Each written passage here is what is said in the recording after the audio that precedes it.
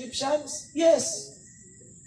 Kaya actually, modern day Egypt, ang sistema, and New York City is the modern day Babylon. At ang kanilang home base ay Vatican. That is, kung pinanood ninyo, maintindihan nyo ito, kung pinanood ninyo ng mabuti ang aking Babylon series. Masusundan nyo itong serpent seed na ito at kung ano-anong pinagagawa nito hanggang ngayon.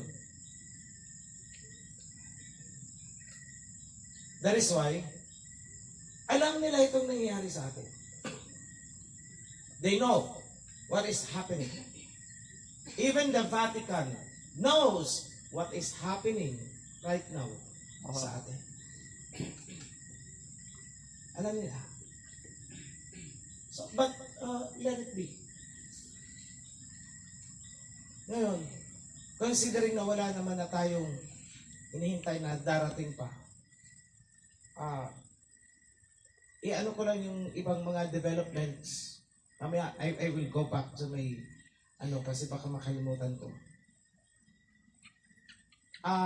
Dalawa ang bagong priest natin, anointed.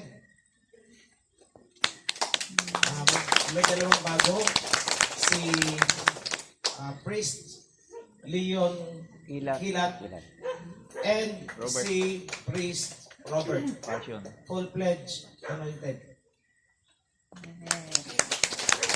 Hallelujah.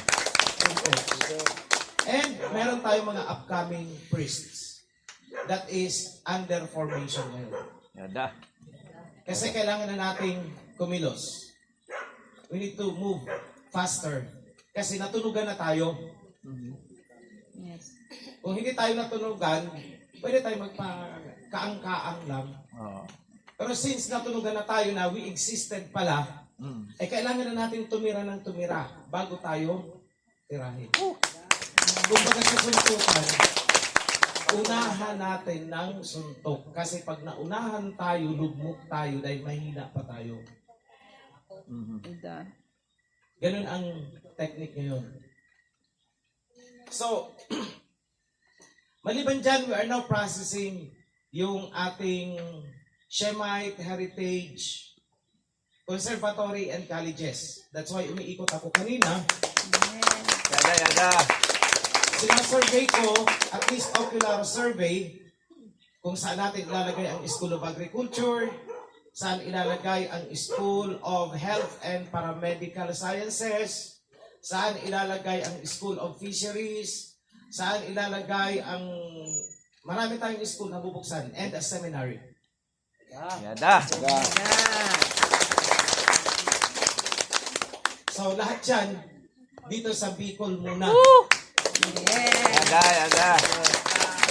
Hallelujah. Ngayon,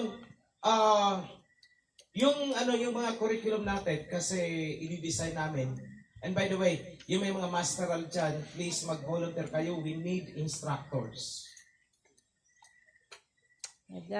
Get in touch with the secretariat kasi binibuild up na namin ang faculty, yung structure per college.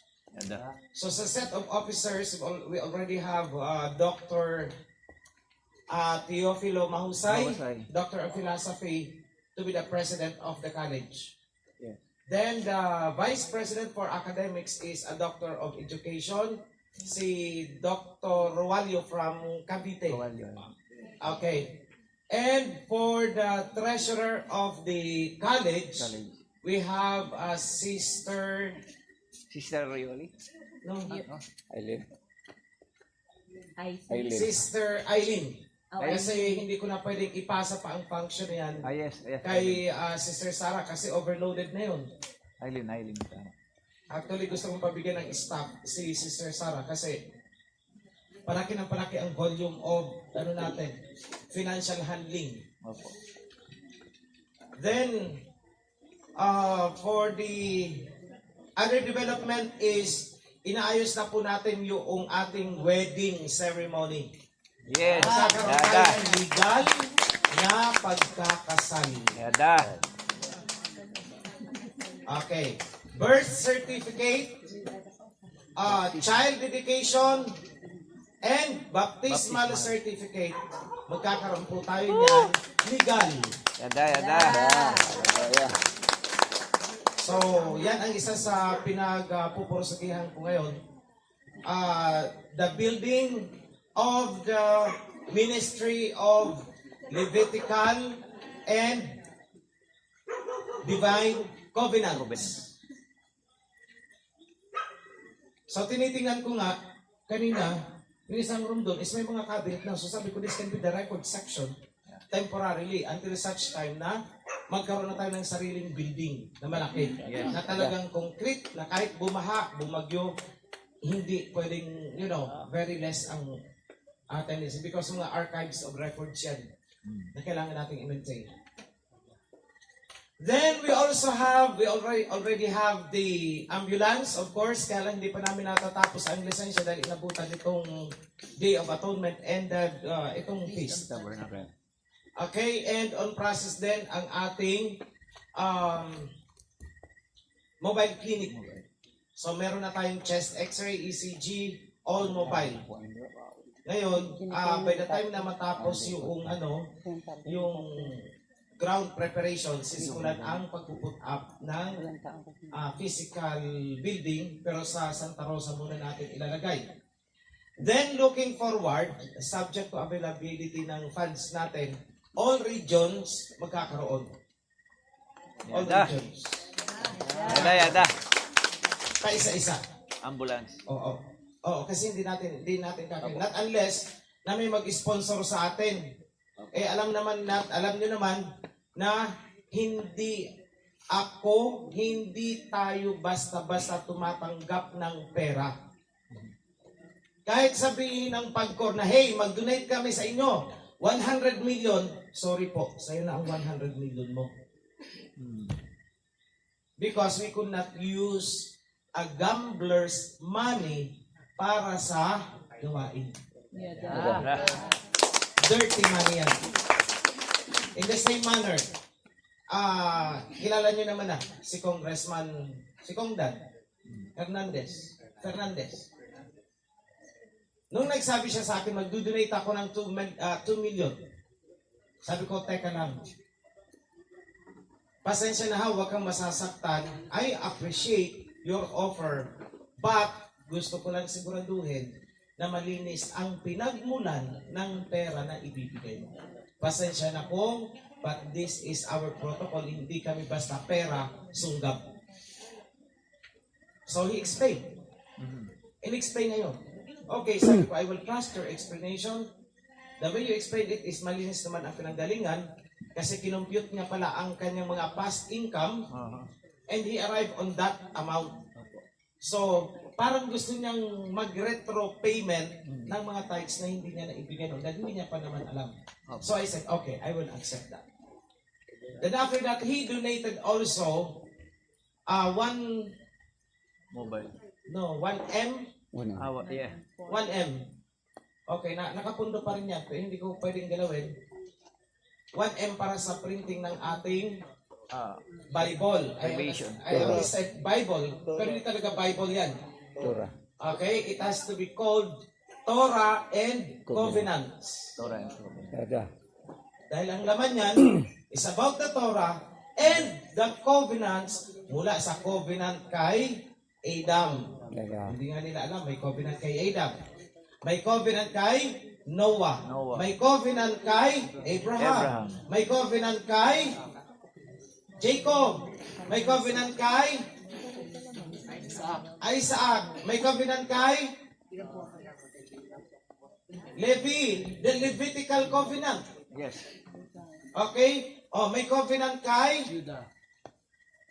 Judah. Yes, there is. Kasi ang sabi is, the scepter will never depart from Judah. That is a covenant. Hindi nila nare-realize. Akala nila kwentong barbero yun. No, it's a covenant. Okay? Then, there is another covenant. Wala kay Prophet Isaiah. King David. King David. Kay King David, ang covenant niya? The throne. Okay. Okay. The throne of David will never be empty again. Ganda. Ganda. Ang trono ni David ay hindi na muling magiging bakante. Ibig sabihin, the throne of David, there will always be a king. The revival of the kingdom of David. Which is the kingdom of David is the heavenly kingdom or kingdom of heaven na sinasabi sa Bible. I-explain ko yan mamaya sa inyo. And how important it is na maintindihan niyo yan. Okay. So, maliban dyan, target printing natin ng ating Torah and covenants ay ngayong, sana mahabol ko, I'll do my best. Tapos ko na kasi ang buong New Testament. Nakutuhan ko na. Ganda. Maraming na-reveal sa akin. Pati yung tunay na nangyari sa Messiah. Kung paanong tinabunan ang Messiah natin bilang king sa 4 Gospels. He was a king.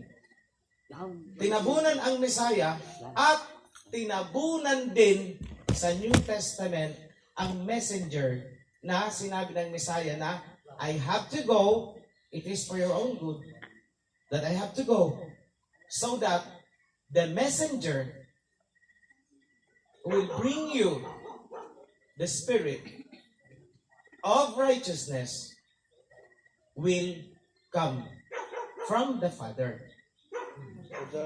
Ganda. Yun ang sinabi niya sa mga disciples. It is for your own good na umalis ako muna para ang messenger ay maisilang sa inyo. Dahil kung hindi pala siya umalis, walang mensahero ng silangan. Wala. Yes. Ganda. Walang mensahero ng silangan kung hindi siya umalis. So sabi niya, I have to go back to the Father so that the messenger will come. Mamaya, ibibigay ko sa inyo mga verses. Kailangan pansinin yung mabuti dahil doon yung makikita bakit hindi natin alam sa New Testament. I for myself, sabi ko, bakit hindi nabanggit ang tungkol sa messenger sa New Testament? Yes, ganda. Wala, di ba? Wala. Wala. Tinabunan. But it is there. Nandun pala. And my attention was called to correct it. Correct mo yan. And nagulat ako. I was so surprised. Ganun pala ang ginawa nila. So, ganito ang gusto kong ipaunawa sa inyo. Dahil marami tayong pinagdaanan.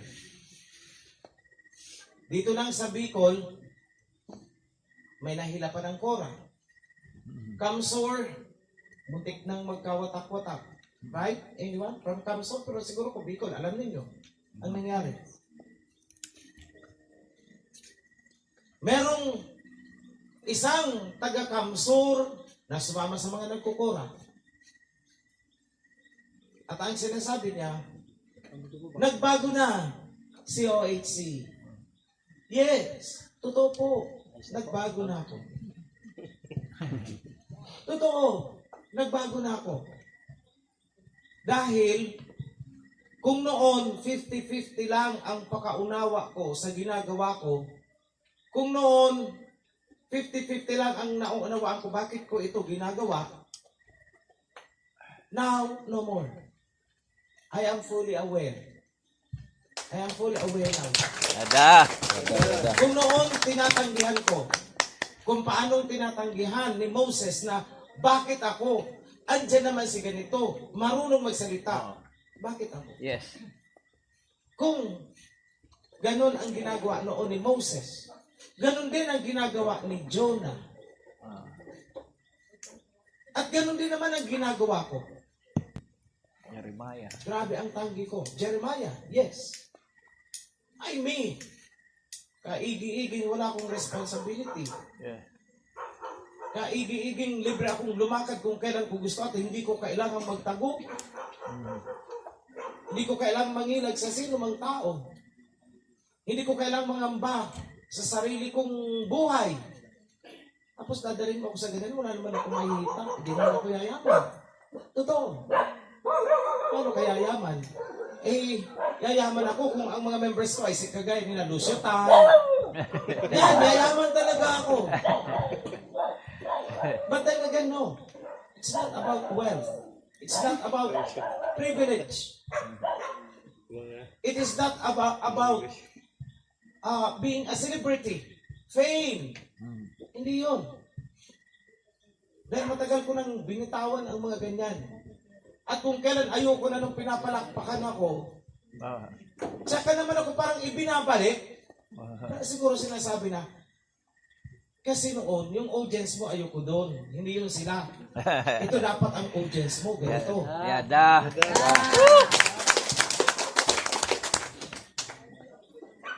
So it's quite very difficult yung adjustment. Napakahirap kaya. So, ano ba talaga ang ginagawa ko? At ano ba talaga ang dapat yung gawin? At ano ba ang dapat talaga nating tuparin? What is the Bible all about? Ano ba talaga ang tungkol sa Bible? Ano ba talaga ang laman niyan? Kasi ang iba, nag-aaral ng Bible para magtayo ng sekta. Nag-aaral ng Bible para magtayo ng relihiyon, denominasyon, at magpaikot ng supot. Yun. No. Mali. Kapag ang isang grupo ay inaaral ang Bible na ang intensyon ay makapagtayo ng grupo, sekta, denomination, yan ay sinagugan ni Satanas. Yes. Sinagugan ni Satanas. Bakit? Kasi itong mga sekta at kung ano-anong relihiyon, inaagaw nila ang atensyon ninyo mula doon sa totoong purpose ng Aba, inaalis ang isipan nyo doon at inililipat sa purpose ni Satanas. Doon kayo nakalinya. Once na sumali kayo sa sekta-sekta, relihiyon, kung anong nag-praise the roof, nandyan kayo sa sinagoga ni Satanas. I will give you. Ito. Medyo wait lang. Pahingin mo na tubig. Yung tubig niya. Nasa may...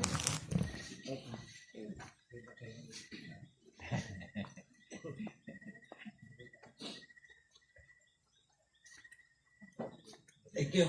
Game na.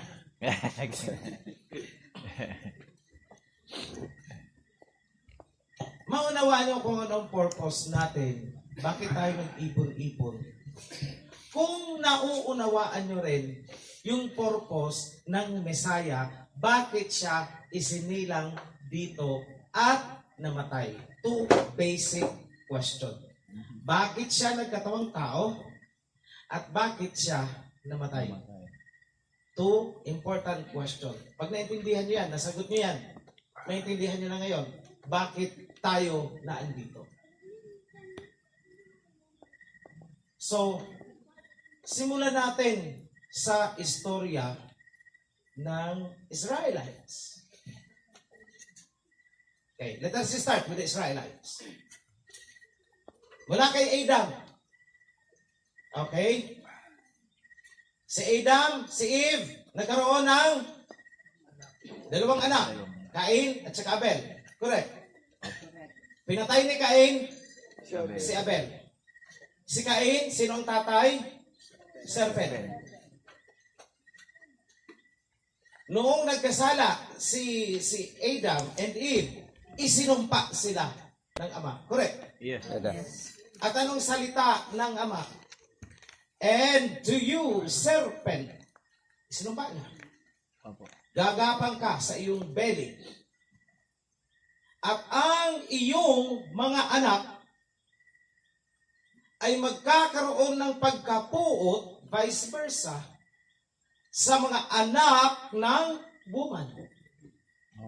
So, two kind of humans ang dinidescribe. The offspring of the serpents and the offspring of the Woman. woman. Pertaining to Eve na malinis. Yung anak ng serpent ay isinilang din naman ni Eve, kambal si Cain at saka si Abel. Panoorin niyo na lang ang video ko para maintindihan nyo. Bakit kambal? Nasabi kong kambal ang dalawang yan. And so, pinatay ni Cain si Abel. Yes. At namayagpag ang civilization ni Cain. Kain. Okay. Pero, ang tanong, dalawa lang ang anak. Sino na pangasawa ni Cain? Saan galing ang napangasawa ni Cain? From the first couple. Hindi masagot-sagot ng mga sekta at relihiyon. Okay? Sa first batch of creation. Because Adam and Eve is the second batch of creation. Yes. Ganda. Okay? Hindi po inasawa ni Cain ang kapatid niya dahil may apo na sa tuhod si Cain, hindi pa isinisilang ang kanyang sumunod na kapatid. Huwag tayong maglukuhan doon. Okay? Mayroon ng apo sa tuhod si Cain, may 5 generations na siya at nakapagtayo na siya ng city at saka palang isinilang si Seth. Seth is lalaki pa. Yes. Okay? Ano nangyari yon?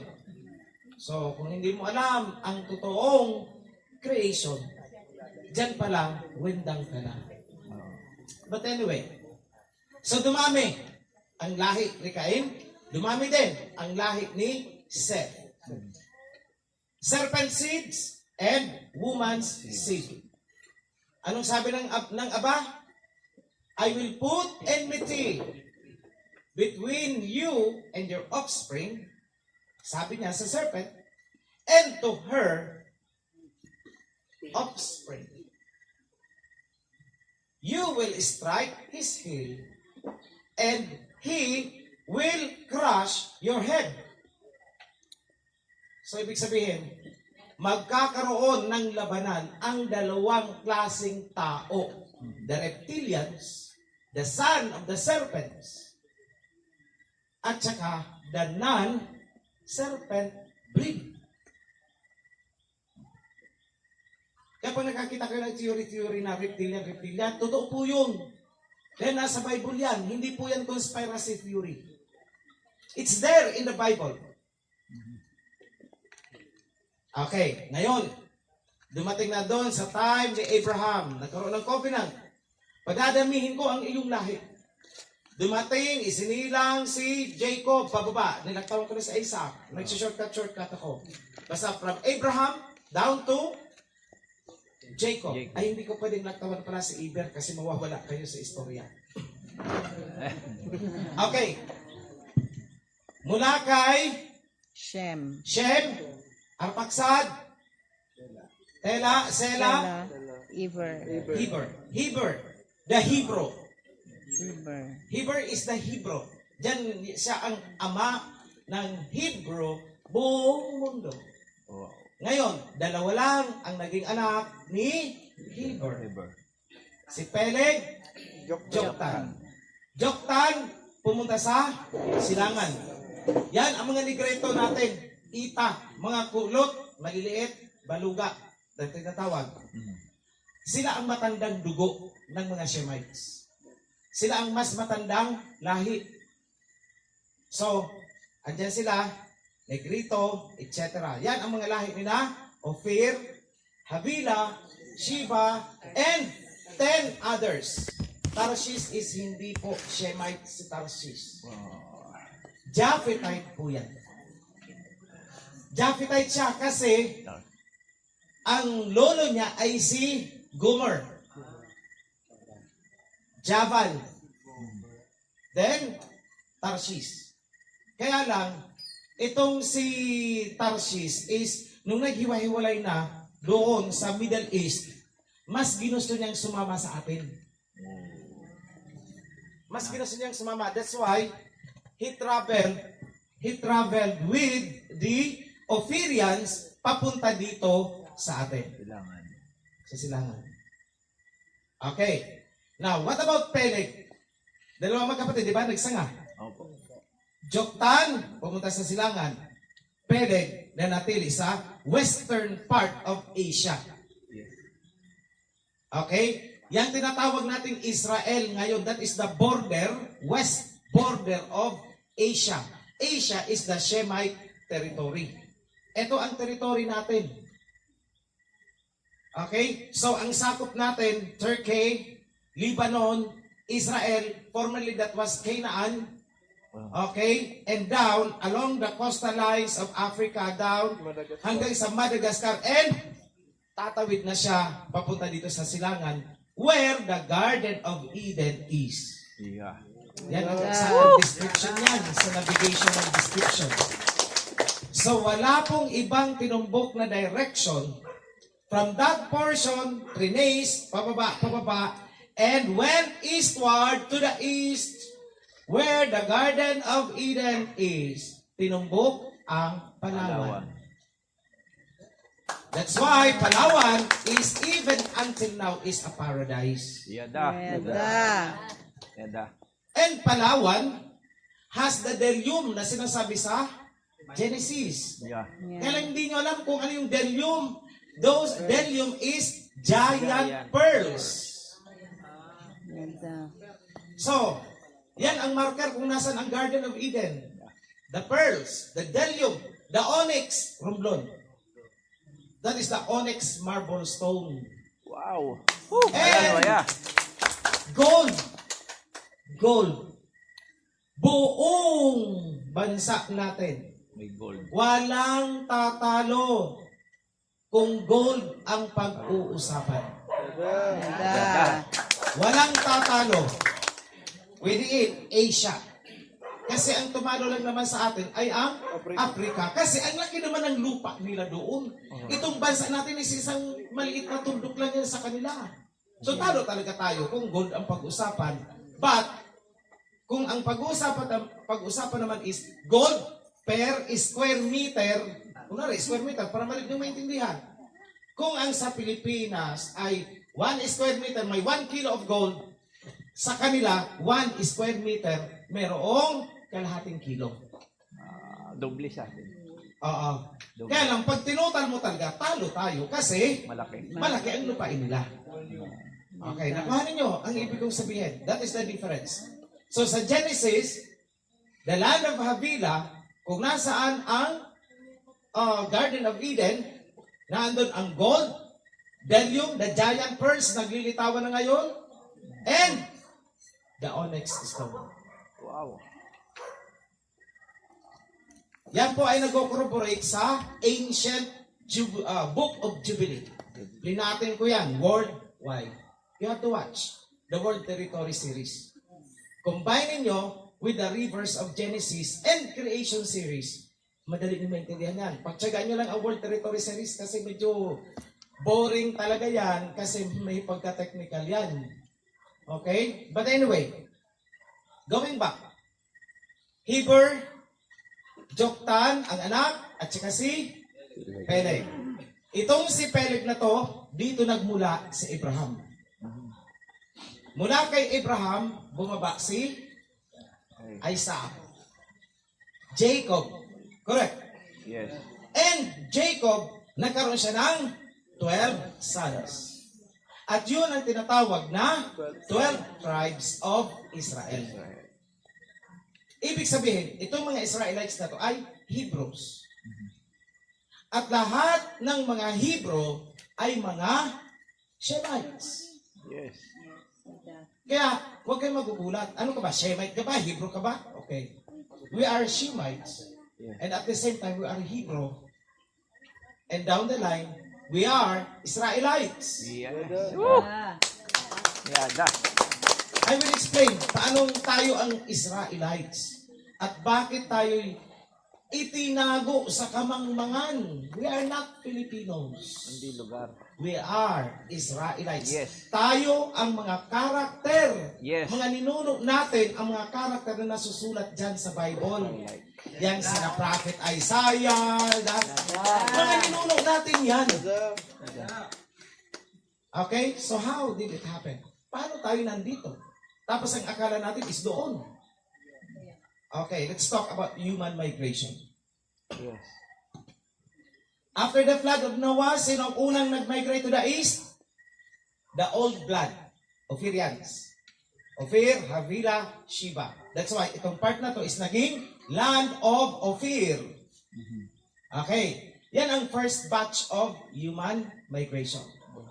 Then, the second batch of migration papunta dito sa ating bansa. Kailan nangyari? Ito. Alam naman natin na si King David, simulan ko sa Egypt. Lumabas sina Jacob sa Egypt.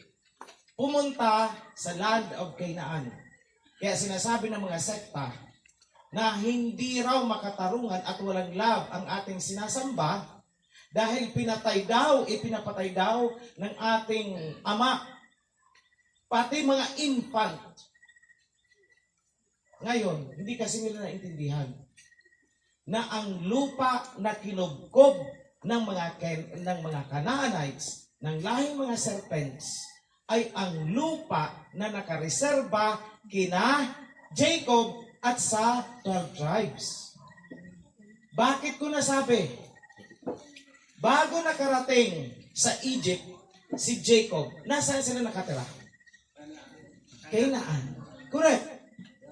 But at that time, hindi siya tinatawag na land of Canaan. It is land of Jacob. Yada. Ngunit dahil nagkaroon ng tagutom, kaya itong si Jacob ay napadpad sila sa Egypt. Nagkaroon ng famine. Correct. Yes. At nung umalis sila, tinirhan ngayon ng mga Canaanites ang lupain na iniwanan nila. At nung sinulat ng mga Canaanites, pinakialaman ng mga Canaanites ang Bible, binago na nila doon na land of Canaan. Hindi po pwedeng mangyari yon kasi si Canaan ay isang Hamite, serpent seed. At ang ibinigay sa kanila is the hot portions of the earth. Africa, Australia, and South America. Yan ang territory nila. Bakit napunta sila sa Middle East? Hindi kanila yun. That is a Shemite territory. Mga squatter sila. According to the Jubilee, sinabihan pa ni Ham itong si Canaan, huwag kang mag-i-stay dito. Kasumpa-sumpa ang gagawin mo, hindi mo ito lupain. Pero nagmatigas si Canaan. Inoccupy niya ang lupain. That's the problem. Same thing with Babylon na itinayo ni Nimrod. So, lupain ni Jacob hanggang ang katabing lupain kinubkob ng mga serpents.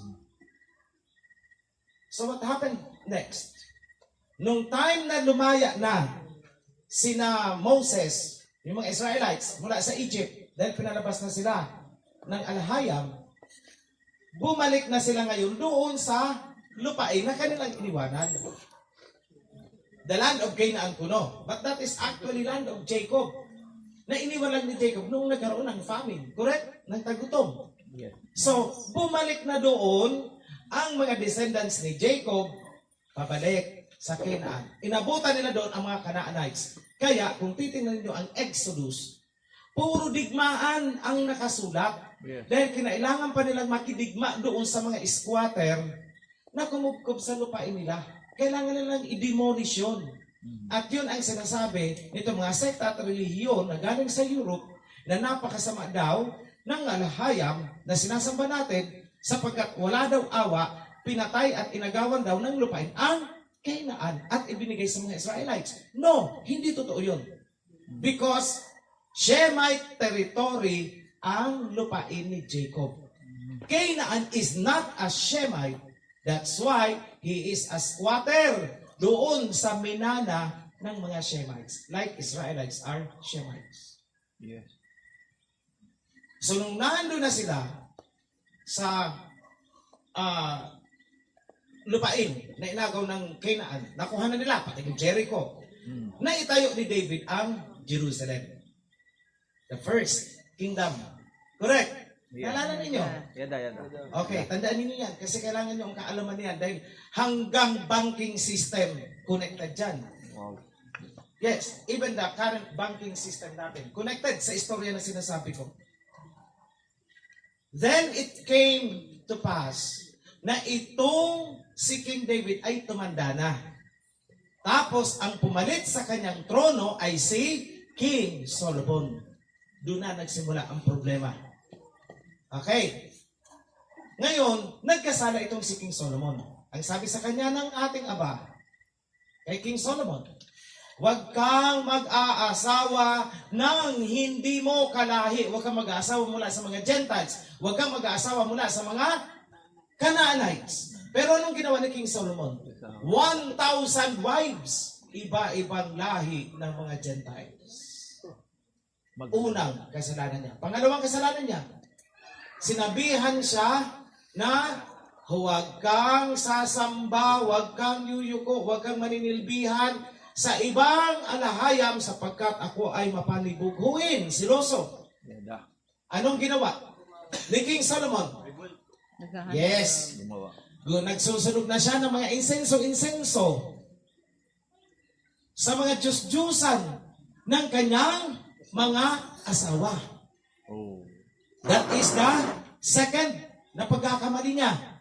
Pangatlong pagkakamali niya. Malaki ang kinalaman nito sa current financial system ng mundo. Ang sabi kay King Solomon, do not make treaty with other nations. Sinuway ni King Solomon. Treaty dito, treaty doon, treaty doon, treaty doon. May treaty pa siya sa mga Gentiles. May treaty siya sa mga serpent seeds. Basahin nyo. King Hiram. The treaty of King Solomon with King Hiram. Natuwa sa kanyang aba? Hindi. So, binisit siya sa dream at sinabihan siya, matigas ang ulo mo. Dahil sa katigasan ng ulo mo, I will tear away the kingdom from you. Pero hindi ko gagawin yan habang ikaw ay nabubuhay pa.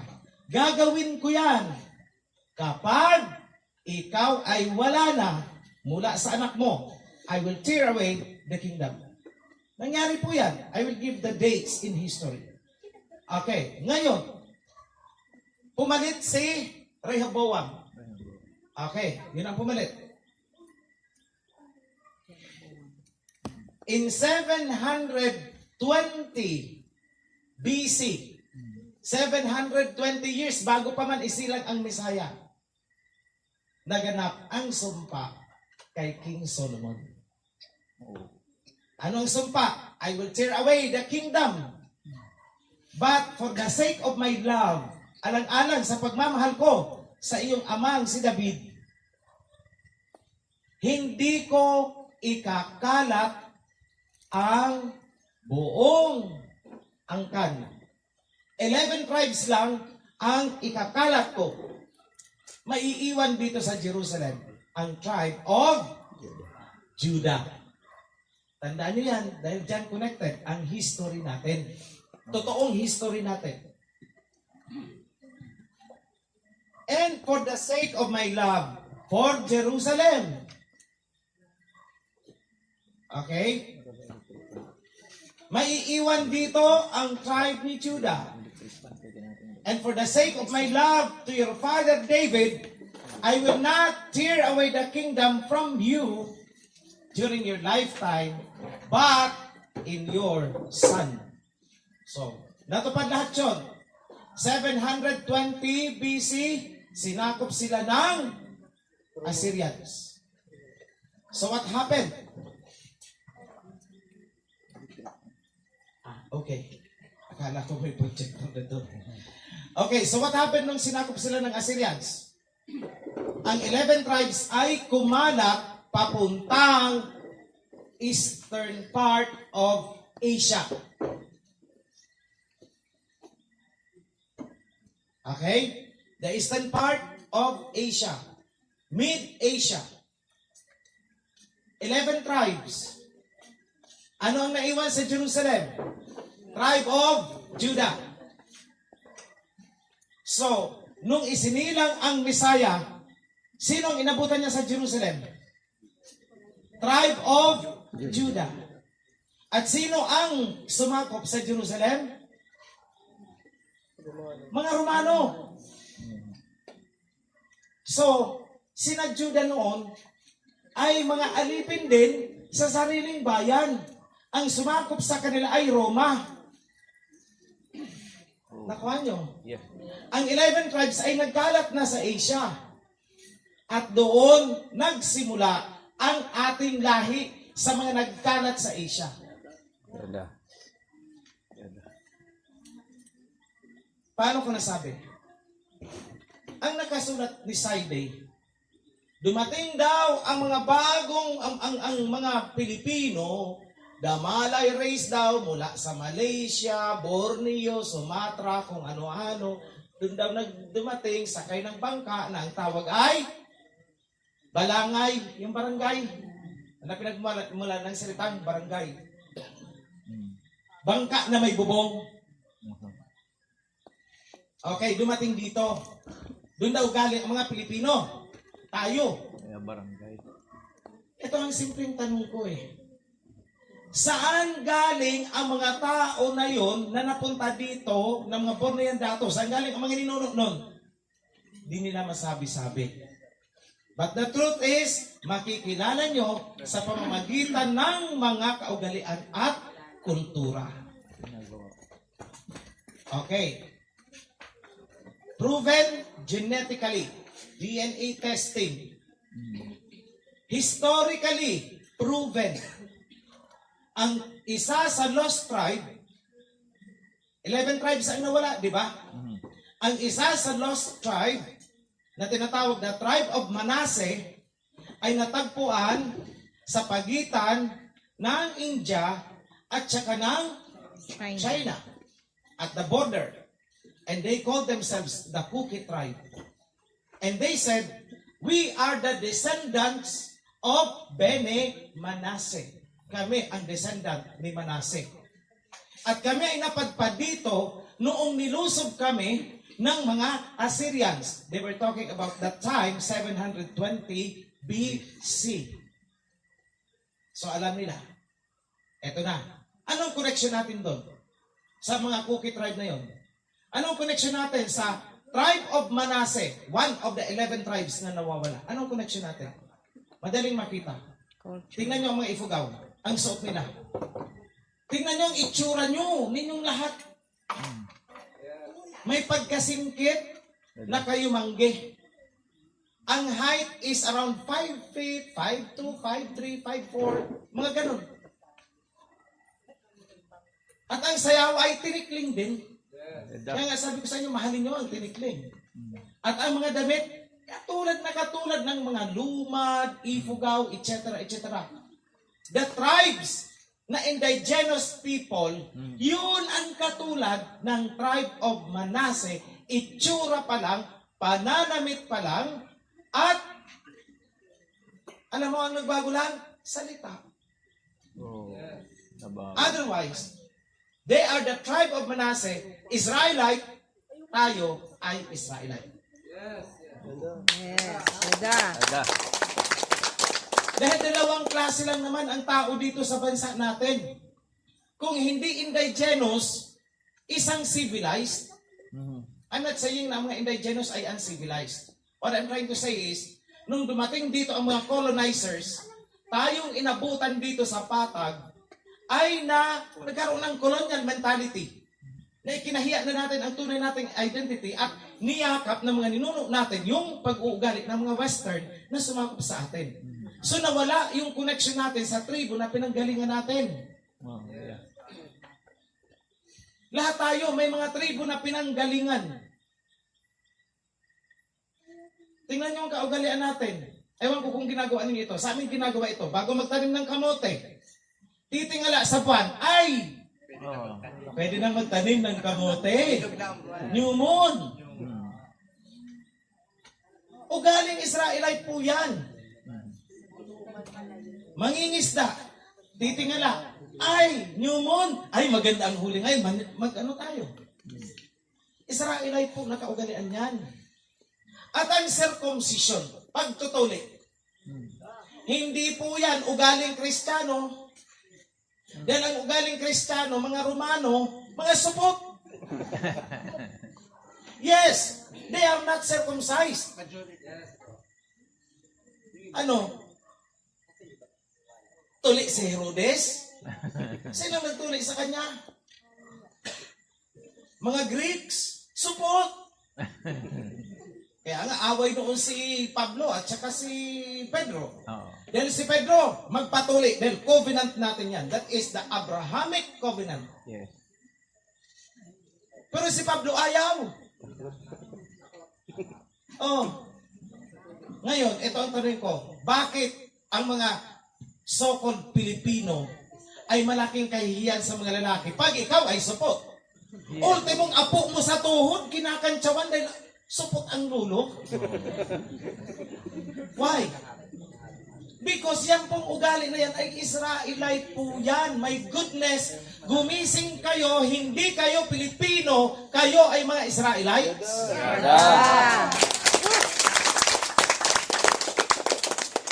Niloko tayo ng mga Kastila. Niloko tayo ng mga Romano na nag-utos sa mga Kastila na sakupin tayo. Ganda. Check nyo kasi ang history.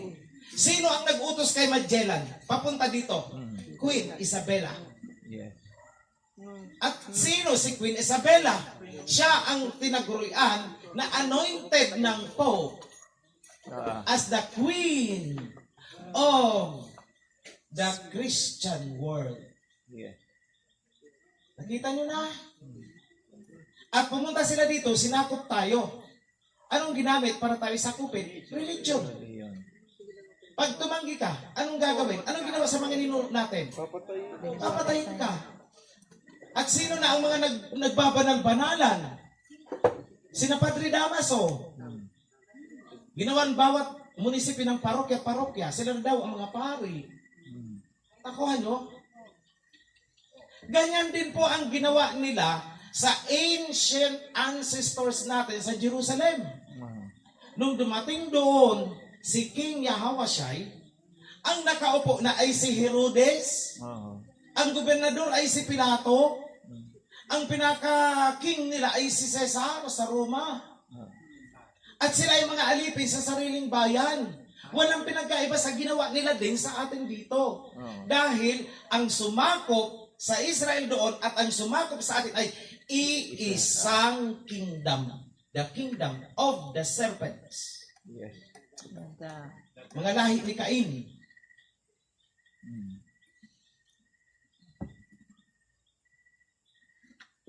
Romans, mga Romano, ang pumatay sa Misaya. Yes. Bakit pinatay ang Misaya? Dito pumasok ang kalokohan ng mga sekta at mga relihiyon. Ang sabi ay, ang Misaya ay pinatay dahil sa ating mga kasalanan upang tayo ay magkaroon ng kapatawaran sa ating mga kasalanan. Kaya siya ay namatay. Katarantaduhang doktrina yan. Tell it to the Marines. Tarantadong doktrina na yan. Manluloko yung sekta na yan pag ganyan ang turo. Ito ang totoo.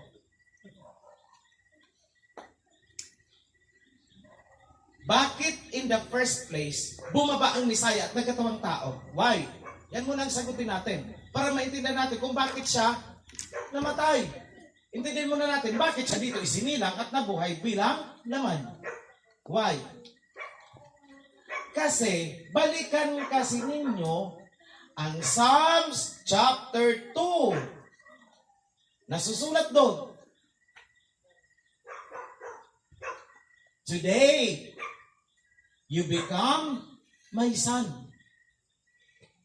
Yun ang salita ng Ama. Ngayong araw na ito, ikaw ay aking naging anak. Appointed, adopted. Hindi sinabing anak kita from the very beginning. Sinabihan siya na, today, ikaw ay aking anak. Tapos na ang creation. And then sabi ng Ama, ask me what you want. I will give it to you.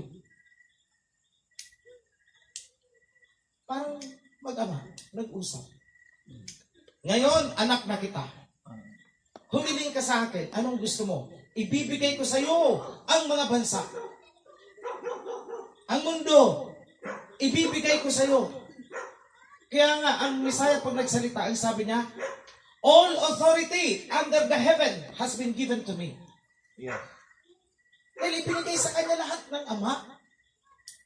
In short, ang buong mundo na ito ay kanyang minana. Inheritance po ito ng Messiah. Ganda. Yun ang rason kaya bumaba siya dahil kanya. At yung sinasabi ni Prophet Isaiah na my people, Israel, ay pag-aari ni Messiah Yahawashi. Basahin yung Joel chapter 3. Nasusulat doon. Jerusalem is my inheritance.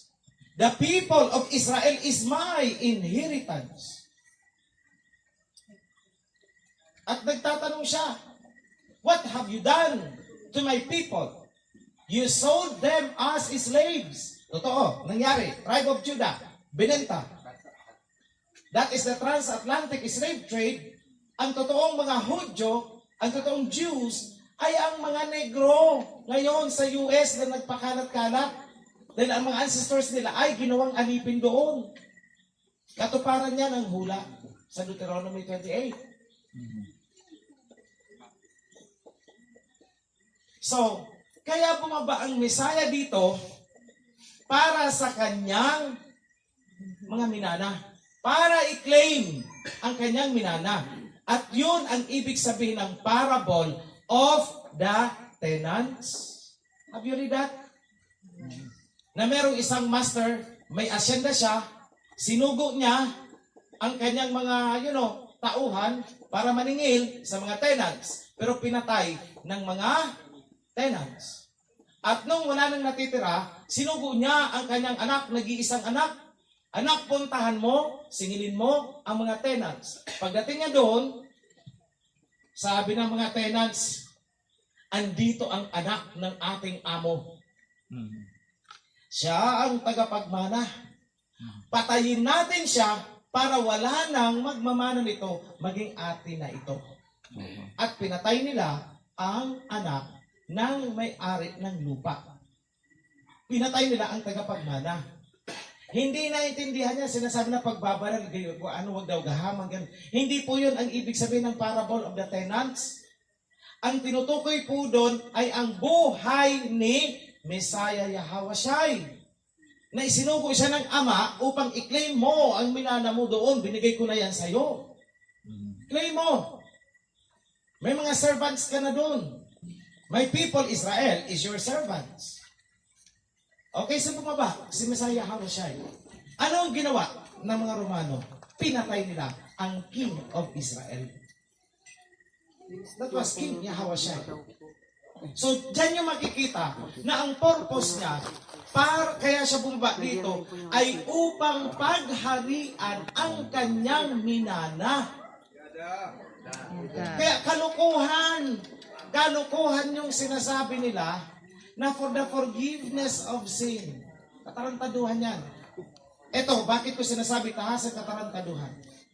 Wala bang kakayahang ipatawad ng Ama ang pagkakasala natin? Bakit kailangan niyang patayin ang anak para lang sa kasalanan natin? Walang logic. He can forgive sins without sacrificing His Son. Yes. Yan ang totoo. Huwag kayong nagpapaloko niya sa mga doktrinang lipadura. Kailangan ba talagang patayin ang Misaya para mapatawad tayo ng Ama? Walang logic. Pumunta ang Misaya dito, hindi para magpakamatay, kundi para pagharian ang kanyang minana. Kaya lang ang mga serpents na kumugkob sa Jerusalem ay nataranta. Dahil nung malapit nang mamatay ang Misaya, ito yung sinisilibran ng mga Romano na palaspas. Nagaganong-ganong sila mga katarantaduhan. Dumating si King Yahawashai. Kasi galing siya, nagtago si King Yahawashai eh. Kasi bakit siya nagtago? Binuhay niya si Lazarus. At winantad talaga siya ng todo-todo ni Herodes, ni Pilato. Winantad siya dahil natitrete na ang mga Herodians dahil nabubuo na ang Israelites noon, natitipo na. Nakuha na ni Messiah Yahawashai ang, yung suporta. It's a political movement na ang nangyayari. So, itong mga nakaupo sa trono, natatakot sila, baka mag-revolt ang mga tao. People's power, padayasin sila. Dahil mayroon na silang king. Kaya, immediately, itong si Herodes at saka si Pilato ay nagplano kung paano papatayin ang Messiah, King Yahawashai, dahil nabubuo niya ang kingdom. Pinoproclaim na siya ng mga tao nung pumasok siya sa Jerusalem. Kumuha ng mga palaspas ang mga tao, nagsisigawan sila. Blessed is He, blessed is the King who comes in the name of the Father. Blessed is the King of Israel. Pinoproklama na ng mga tao na King si Yahawashai. Si Pilato nakadungaw sa balcony, ay lintik yan. Delikado tayo, dapat mamatay ang taong yan. Mag-usap kami ni Herodes, Herodes, kasi hindi mo napatay nung sanggol pa. Diba si Herodes na plano na patayin siya, sanggol pa lang? Mga 2 years. Kaya nga tumakas papuntang Egypt. Sabi ni Pilato, kasalanan mo ito Herodes, tignan mo Buhay. buhay ang King of Israel. Nagwawagay-way na, nagsiselebrate na ang mga tao, pinoproclaim na ang kanyang kingship. Kailangan mamatayan. Gawa ng kaso. Sino ang gumawa ng kaso? Ang mga Pariseyo, ang mga nagpaparian na mga dayuhan sa Israel. Kumbaga dito, yung mga Padre Damaso, mga praile, kinasuhan si Rizal.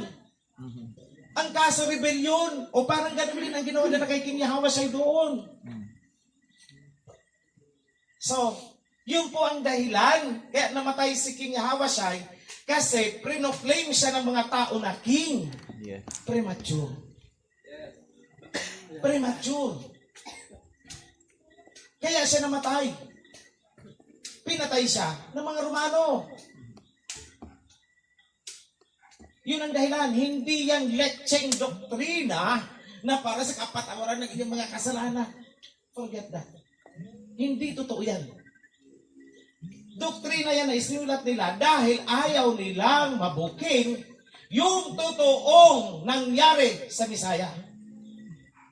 And I am here to testify that is what happened. That is my job. That is why I am here. Yada. Hallelujah. Hallelujah. I will be a pain on their ass. Yes. Dahil susunod, mga obispo na ang hahamunin ko, magsilabasan kayo dyan. Damit-damit kayo ng... Laitin ko talaga para magalit at humarap. Lalaitin ko talaga, padamit-damit kayo dyan ng mahahaba. Mga budhik ninyo, pinatay ninyo ang Misaya. Relihiyon ninyo ang pumatay sa Misaya. Tapos magdadrama kayo, na for the forgiveness of our sins. Hindi. Dahil sa kagahamanan ninyo na ayaw niyong bitawan ang Jerusalem. That is the truth. Yada. Hallelujah.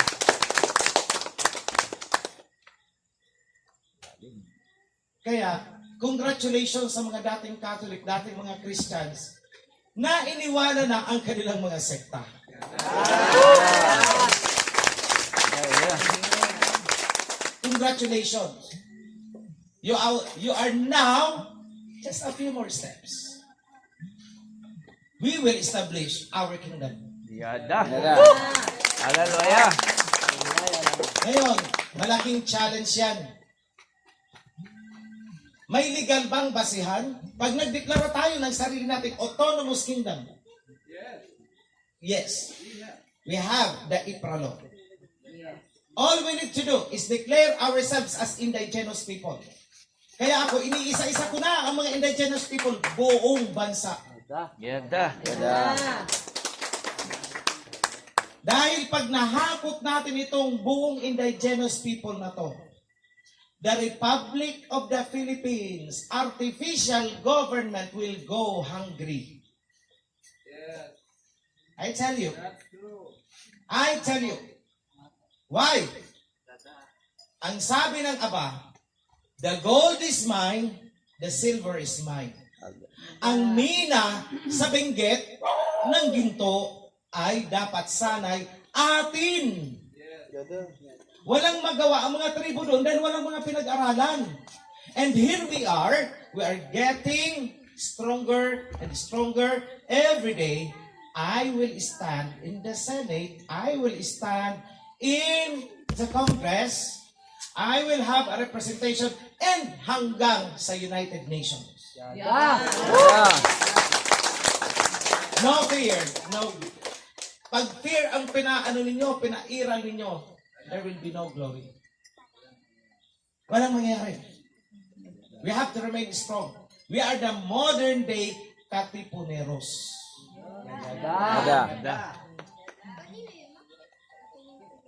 I tell you, even the Charter of the United Nations is obliged, under obligation, to recognize us as a legitimate nation within this nation.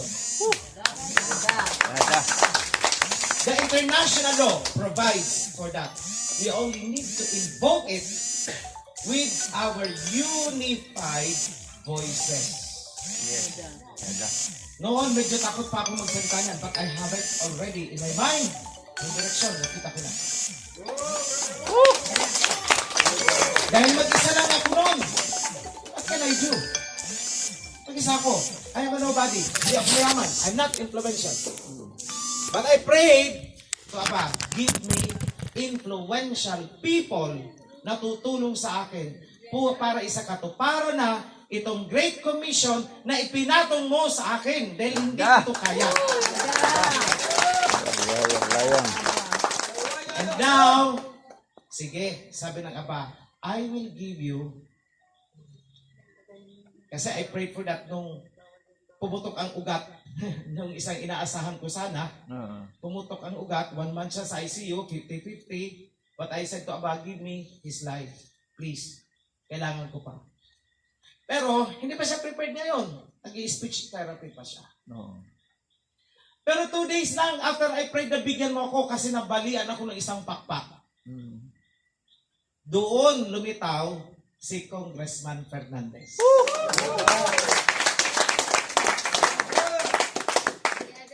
Parang sinabi sa akin, eto na ang hinihingi mo sa akin, natutulong sa iyo.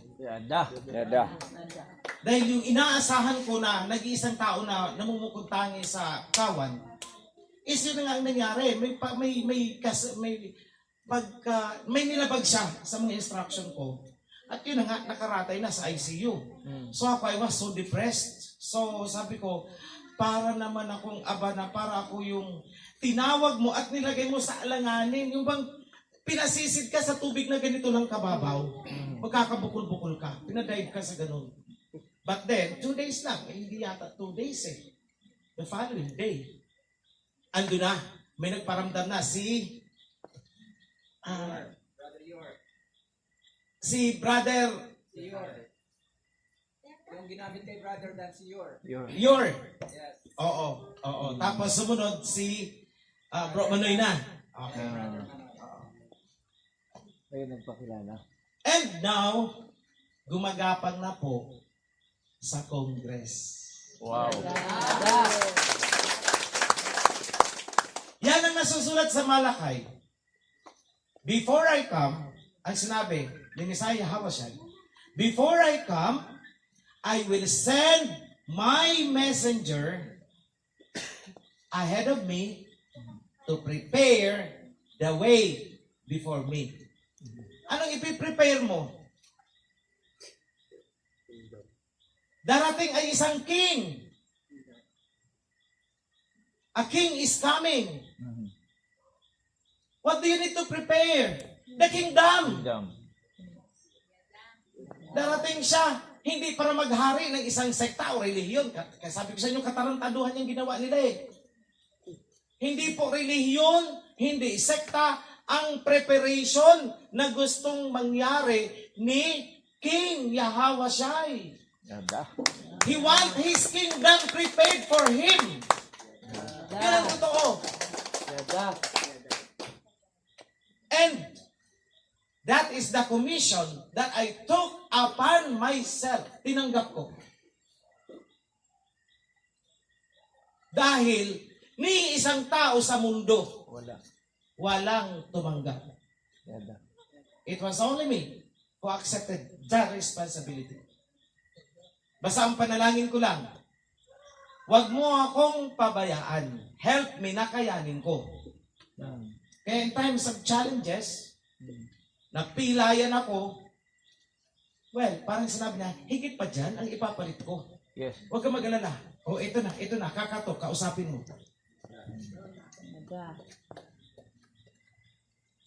The sequence of events, ganun ang nangyari.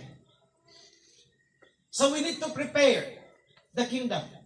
At ang kingdom ay may sariling priesthood. Ganda. Ganda.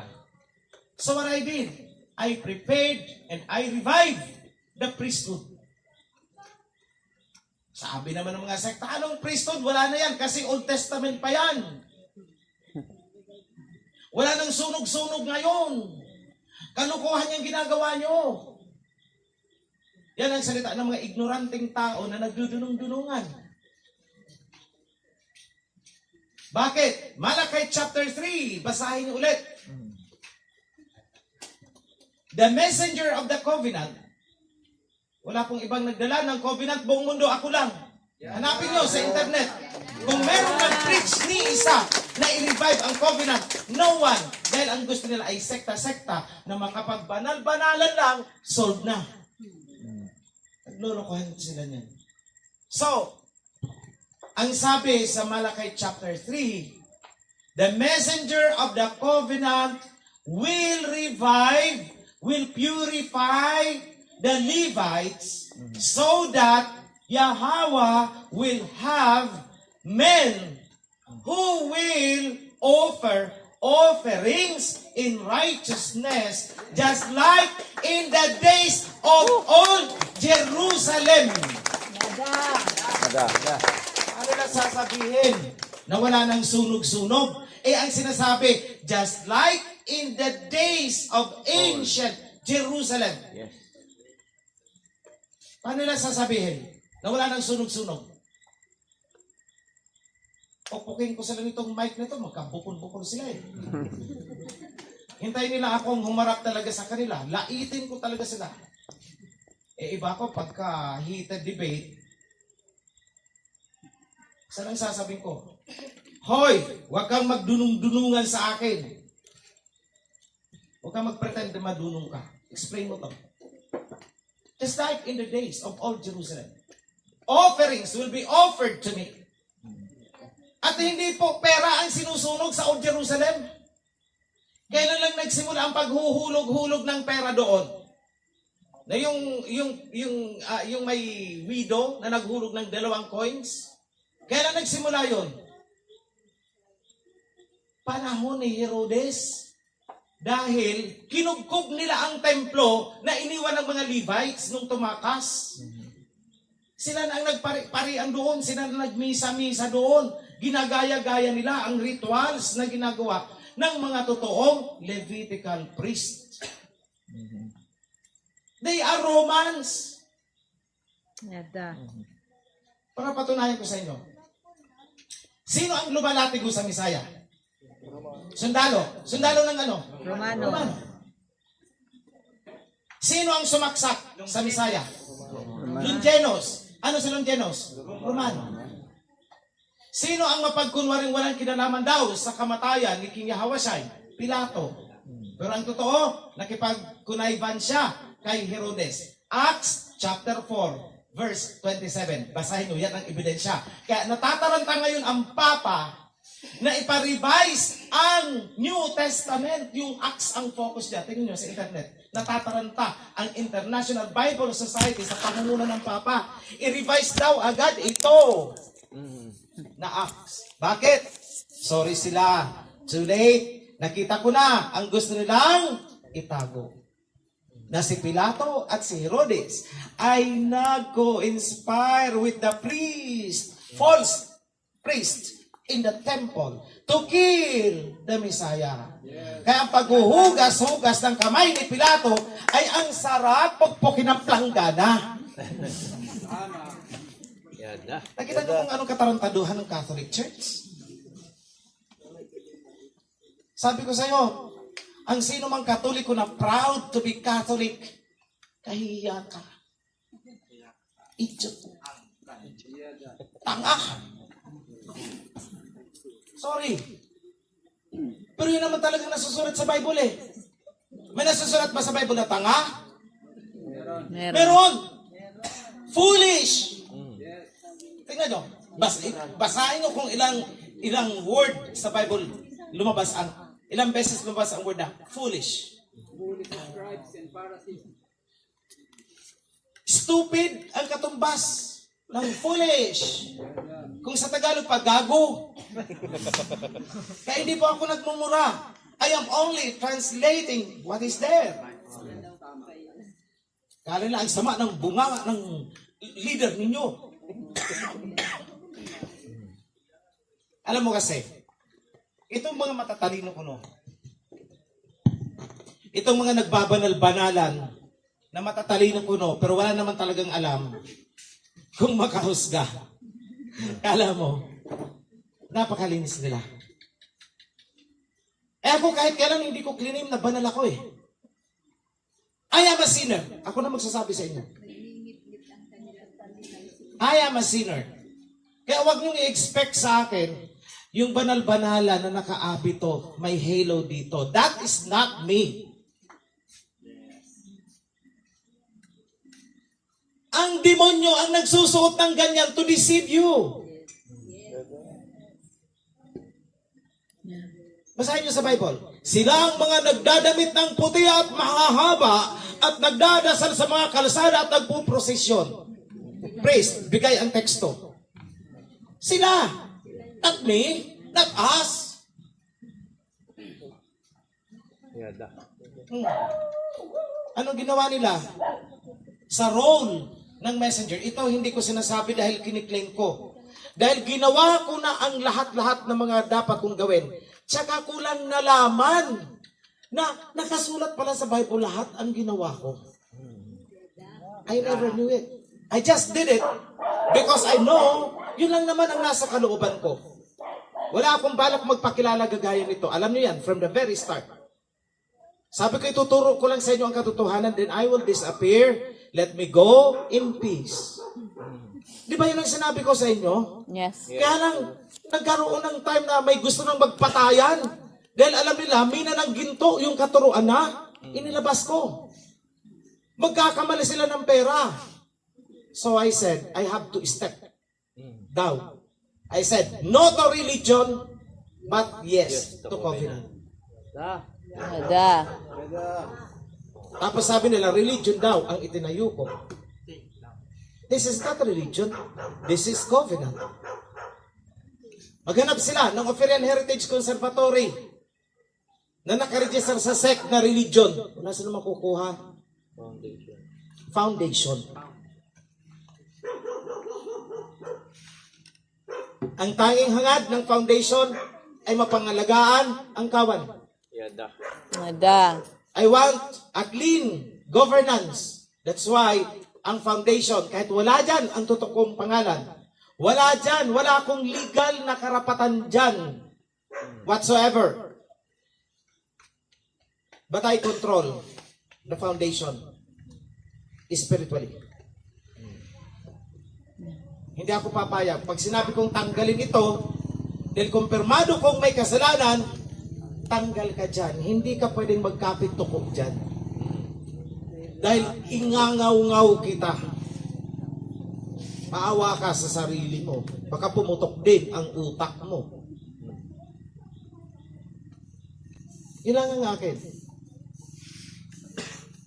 So, they are questioning my spiritual authority as the messenger. Ako, I never claim. Alam yan ni Bro Senen. When they are telling me, nung una kasi, may nag-message sa akin yan sa YouTube, nag-comment. Sabi niya, hindi kaya ikaw itong nasusulat sa Isaiah na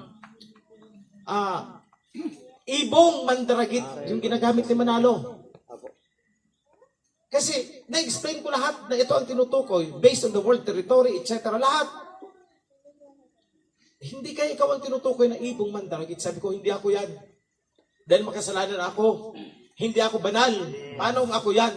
Yun lagi ang sagot ko. Then here comes, nung naitayo ko ang priesthood, may nag-message na naman. Ay hindi, this time Zoom. Zoom yun na umiyak talaga ako kasi pinipilit nila sa akin na ikaw itong messenger na inihula ni Malakay na lalabas in the last days. Sabi ko, hindi. Kasalanan niyang ginagawa ninyo dahil makasalanan ako'y tao. Makasalanan akong tao, wag niyo iano sa akin yan. Magkakasala tayo niyan, basta wag. Basta ganito lang, gagawin ko lang ang dapat kong gawin. Then, nandun ako sa 60%, 50 muna, 50%, parang pabasa ko sa Bible, may messenger. Si Yahweh ganito. You will not hear His voice in the streets. Ayun nga, I never did it. In fact, nagtatago ako. No one heard me speaking on the street. Bakit ako magsasalita doon? Hindi ko ibubulgar sa tagalabas ang plano na i-revive ang kingdom. Marami sa atin ang mamamatay. I tell you. So I will only give that. That should be a secret among us. Nandito tayo, ang tingin nila is nagtitipon-tipon lang tayo, Bible, ganun lang. But no, we are now reviving the kingdom. Yada. Ganyan po ang ginawa ni King Yahweh noon. Naglalakad siya, magpapagaling ako ng mga may sakit, ganito. Front niya lang yun. Ang gusto niya actually mangyari ay matipon ang mga tao upang ma-revive ang kingdom. Paano matitipon itong mga tao na walang pinag-aralan noon? Sa pamamagitan lamang ng milagro. Kaya panay ang gawa ng milagro ng Misaya noon para lang makol ang atensyon. Dahil walang pinag-aralan ng mga tao na yun. Madaling ma-brainwash ng kung ano-ano. So milagro ang ipinanglaban. Ang pinaka-ultimatum, last na milagro ng Misaya. Maliban dun sa bumulwak daw at nakakita yung bulag na Roman, I don't believe that. Ang last na significant na milagro ng Misaya ay binuhay niya si Lazarus. Doon nataranta ang mga Romano. Dahil sa pagkabuhay ni Lazarus, doon na nagkagulo ang mga Israelites. Ito na nga ang king na hinihintay natin. Siya lang ang nakapagbuhay ng patay. Ito yung sinulat ng mga propeta natin noon. So kumalat ang hugong-hugong. Pagbalik ni Messiah Awasay sa Jerusalem, yung mga damit nila, inilatag na sa kalsada, carpet, para sa Messiah, it's a big honor. Sa mga tao kasi, nung time na yon, if you are king, yung mga tao, hinuhubad nila ang damit at inilalagay sa kalsada bilang tanda ng kanilang pagsasubmit. Ganun ang ginawa nila. Takita ito ng mga Romano. Patay tayo. Ganun sila. So that's it. Napatay ang Messiah, umakyat. Pero may sinabi siya. Ito ang malaking panluloko. Sinabi ng Messiah, John chapter 15, verse 26 to 27. Ang sabi diyan, susuguin niya daw ang Holy Spirit, the advocate, upang i-comfort daw ang mga tao. Basahin niyo sa Tagalog. Ang sabi daw ng Messiah ay, isusugo niya ang espiritong mang-aaliw. Ay ba, ginawang entertainer ang Holy Spirit. But guess what? Ano ba talagang isusugo? Kasi ako hinahanap ko na noon pa. Nung sinasabi na you are the messenger. Ang dami na. Hindi ko na sa bawat sana ako bumunggo. Ikaw ang mensahero na inihula. Sabi ko, hindi ako yan. Malabong ako. No, not me. Walang iba na nagdala ng covenant. Ikaw. Oo nga, nagkataon lang yun. Hindi ako, makasalanan ako. Walang ibang nagdeclare ng tunay na pangalan ng Ama at ng Messiah, ikaw lang. Nagkataon lang yun, pero hindi ako ang messenger, hindi ako banal. Then, I asked for one sign. Sabi ko, bago ko ito totally pangatawanan. Bakit hindi man lang nabanggit na may isusugo siyang messenger sa New Testament? Ni isa. Wala kayong, ang last na mapabasa ninyo na may susuguin, si King Yahweh bago siya bumalik, ay nandun sa Malakay chapter 3. Na before I return, I will send my messenger ahead of me. Pero sabi ko, bakit ni isang ganun wala sa New Testament? Then I found it sa John chapter 15 and 16. Pero dahil sa mapanlinlang na translation, hindi mo talaga malalaman na messenger yun dahil ang isinulat, before I go, I will send you my advocate. Itinago na sa salitang advocate.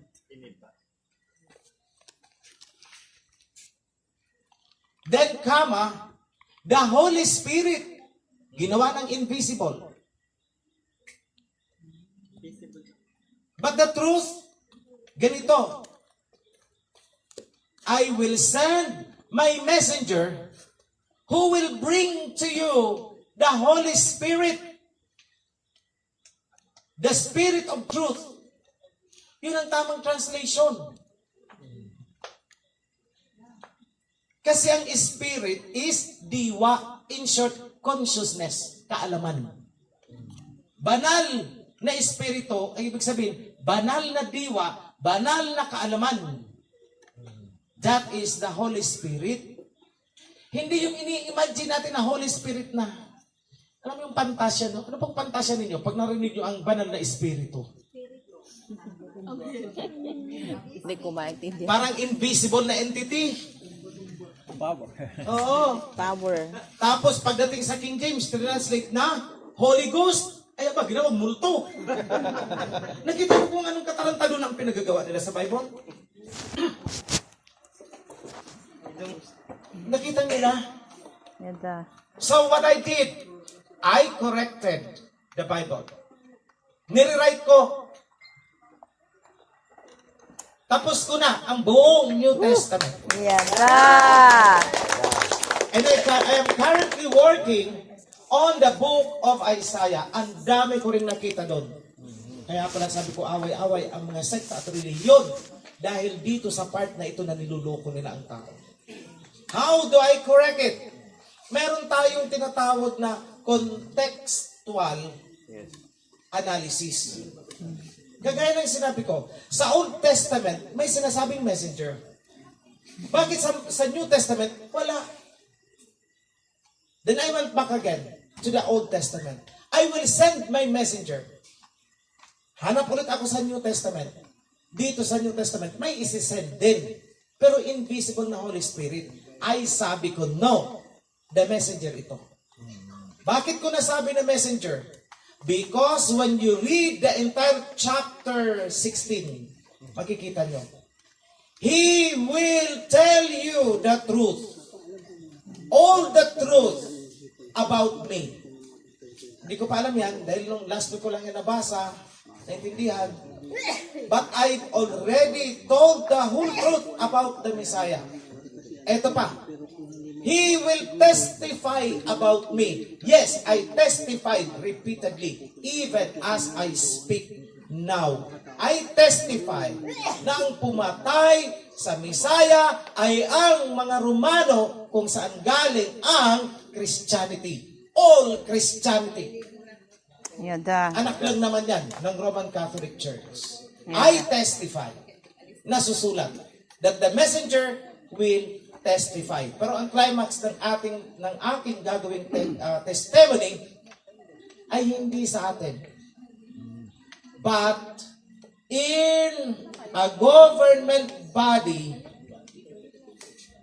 live telecast worldwide, so that all president ay makikita, hahamunin ko ang Papa sa Roma. That I will do. Yada. Hallelujah. That I will do. At alam ko, kumakagat na siya sa bitag na inihahanda ko. Pag kumagat, si Padre Damaso sa bitag ngayon, hihilahin ko siya. Huli siya. Hallelujah. I will do it. Why? Paglabas ng Ophirian Bible, magtitestimony, ngawa, papalag si Santo Papa. And that is where I come in. Yari ka, kinagat mo ang bitag ko. Pukpukin kita ng kaliwat kanan ngayon. I know how to do it. Pinaglalaroan ko na sila ngayon sa aking palad. Pinaglaruan nila ako noon. Sila ang paglalaroan ko ngayon. Hallelujah. Alahayam. Vengeance is mine. The messenger testified. All the truth. Narinig nyo. Yada. And all of you should also testify. Yada. Yes.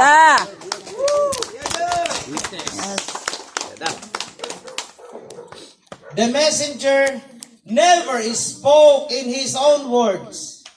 He only revealed to you what he heard from me. Hallelujah. Alahayam. I sent him from my Father. And Yada. just like John the Baptist, you did not recognize him.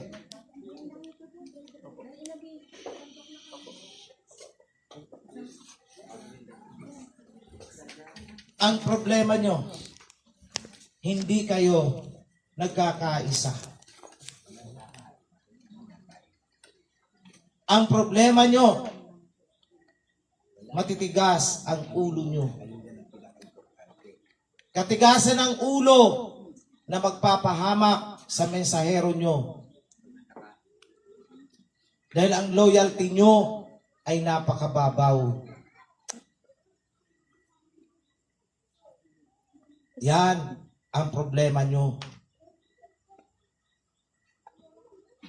Asahan nyo, meron dyan sa inyo na itutulot sa kamatayan upang maging testimonya kung gaano kasama ang mga lahi ng ulupong na pumatay at nagpadaloy ng dugo mula sa buting si Abel. Pababa sa mga propeta. Sa huling araw, ipinadala ko ang mga tagapagturo, mga eksperto sa batas, law of Moses, upang muling ituro sa inyo. Yada. Sinabi ng Ama, I am Yahweh, I change not. Hindi ako nagbago. That's why you descendants of Jacob did not perish. Yes. I change not. Return to me, and I will return to you. That is my covenant with your great ancestors. Remember that. Return to me, and I will return to you. You stiff-necked Israelites. Matitigas ang ulo nyo. And you will continue to suffer hanggat hindi nyo sinusunod ang covenant.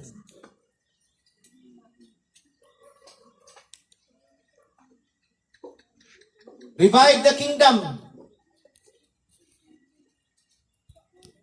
Seek righteousness. And all of these things will be added unto you.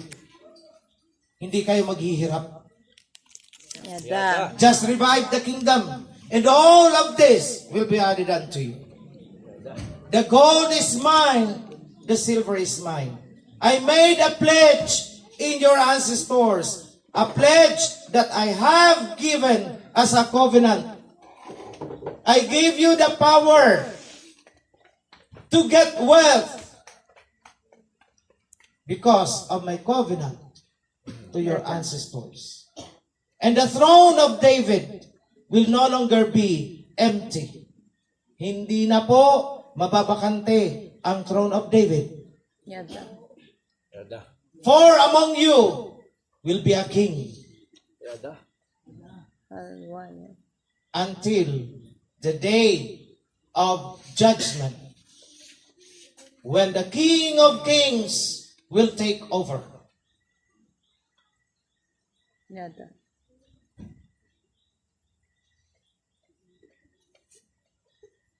Seek and you will find. Just be strong. Hanggat nananatili sa inyo ang inyong mga kapalaluan, lalo kayong hihina. Ang sekreto para kayo ay maging malakas ay ang pagiging mapagpakumbaba sa isa't isa.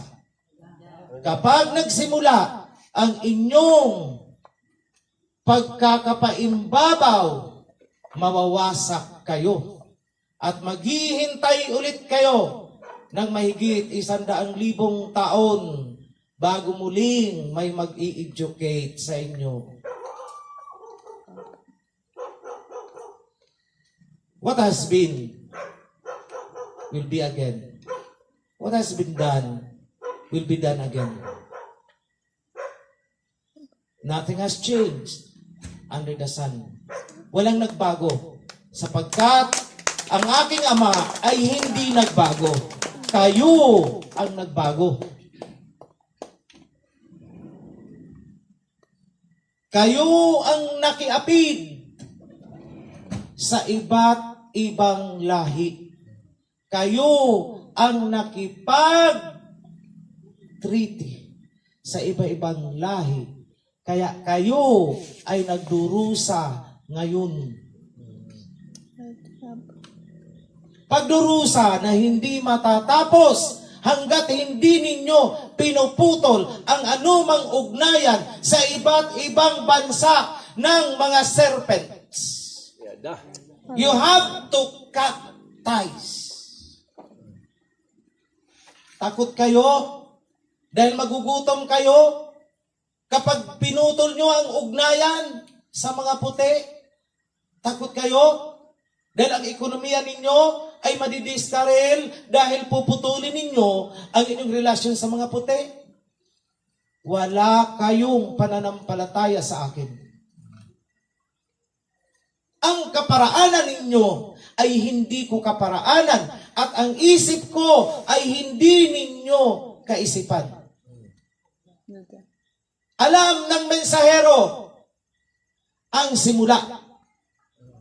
Bago pa man sinabi ng Ama na magkaroon ng liwanag, alam ng mensahero ang sikreto. At alam ng mensahero ang walang hanggan. Eternity. Alam ng mensahero. Dahil kung paanong naituro sa kanya ang totoong kasaysayan ng bawat saling lahi ng buong mundo, naituro na sa kanya ang mangyayari sa mga hinaharap. Da. Okay, ada. Hallelujah. Ang problema, ang inyong mga sarili.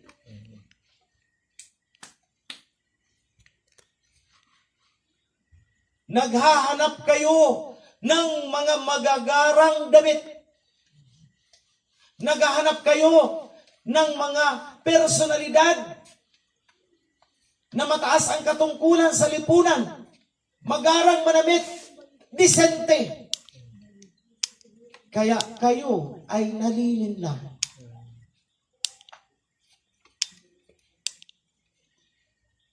Ang totoong propeta, ang totoong mensahero, ang totoong guro, ay hindi kailanman nagsusuot ng magagarang damit na inaakala ninyo at inaasam-asam ninyo na makikita sila sa ganoong kasuutan. Hindi nyo sila makikitang gagamit ng mamahalin at magagarang damit. Yan ang mensahero, yan ang mga propeta, yan ang mga guro na isinusugo sa inyo. Kapag may humarap sa inyo na isang guro, nagpapakilala na siya ay propeta, ngunit ang kanyang kasuutan ay mamahalin at magagara, yan ay propeta ng dyablo. Hindi akin yan.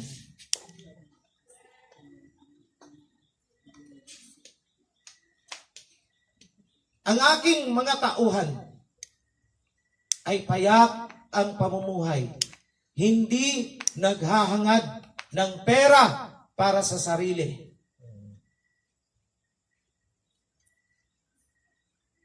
Mas inuuna ang kawan kaysa sa kanilang sarili.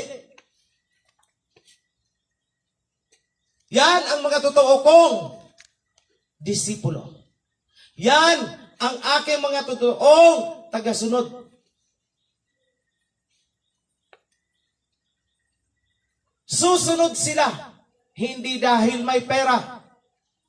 Susunod sila dahil sa covenant. Ang covenant na inyong sinusunod ay ang aking covenant sa aking Ama. Nasabi na ba sa inyo? Covenant ko sa aking Ama.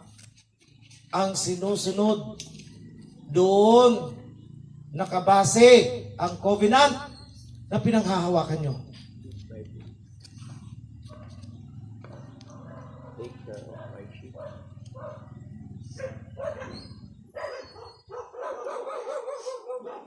Huwag kayong magmamalaki.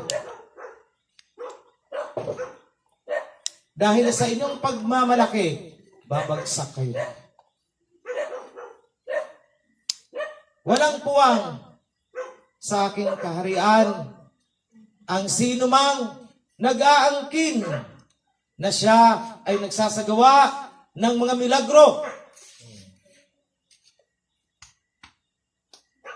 Hindi lahat ng tumatawag sa akin ay makakapasok sa aking kaharian. Kundi sila lamang na sumusunod sa kagustuhan ng aking Ama. Yada. Yada. Ngunit, hanggang ngayon, marami sa inyo ang sinasamba ko sa pamamagitan ng kanilang mga labi at hindi sa kanilang mga puso at gawa.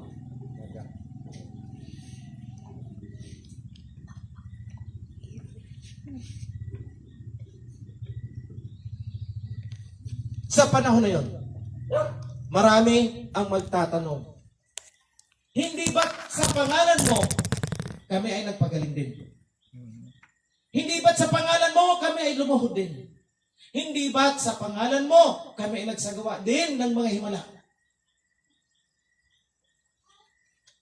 Pero banayad kong sasabihin sa kanila, lumayo kayo sa akin, hindi ko kayo kilala.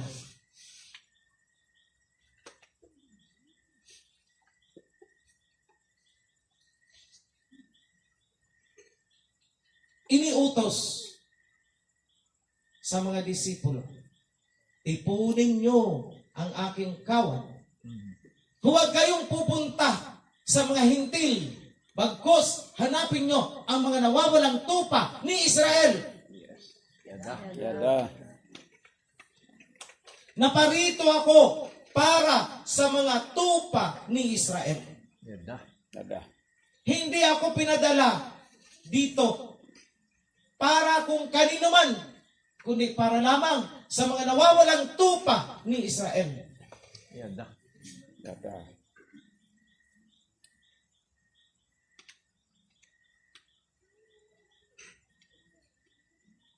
Sana magpatuloy kayo. Tandaan nyo ang aking tipan. Sundin nyo ako, you will be blessed. Yada. Pagpapalaan ka. Suwayin mo ako. Kasumpa-sumpa ka. Dalawa lang. You cannot serve two masters. Hindi kayo pwedeng manilbihan sa pera at kayamanang mga hangarin. At kayo maninilbihan sa akin. Hindi nyo pwedeng pagsabayin. Yada.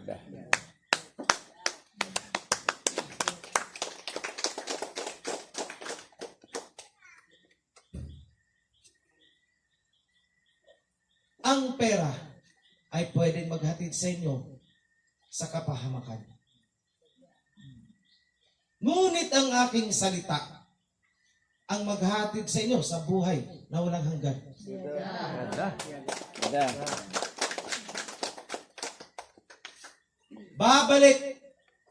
Babalikan ko kayo kung kayo ay handa na. Yada. Walang nakakaalam ni ang mga angheles sa langit sa muling pagbabalik ng anak ng alahayam. Sapagkat ang panahon na yon ay nakadepende sa inyo. Yada. Kung hindi kayo handa para tanggapin ang inyong hari, walang hari na darating.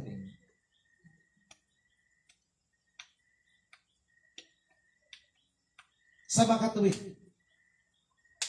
ang pagkakaroon ninyo ng kingdom at hari at ang pagdating ng hari ng mga hari ay nakadepende sa inyo. Yada.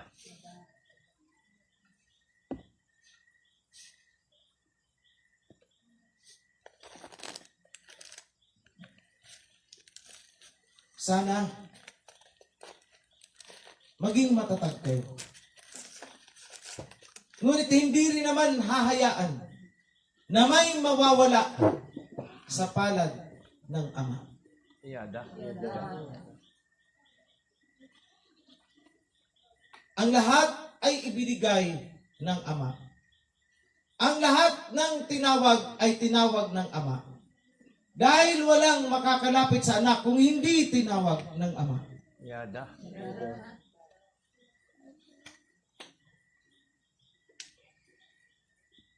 Ngunit, marami sa inyo ang mabubulid sa kamay ng mga kaaway. Tulad ng kamatayan ng anak na naging testimonya sa mga bansa kung gaano sila kasama. Kung kaya't marami sa inyo ang mabubuli din sa kamay ng inyong mga kaaway upang maging katunayan ng kanilang kasamaan. Sapagkat ang nasusulat ay kailangan munang matupad.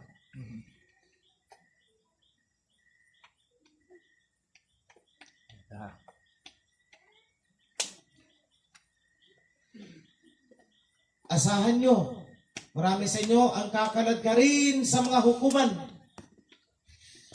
Mabibilanggo. Dahil sa pangalan ko. Ang sumulat, mga sumulat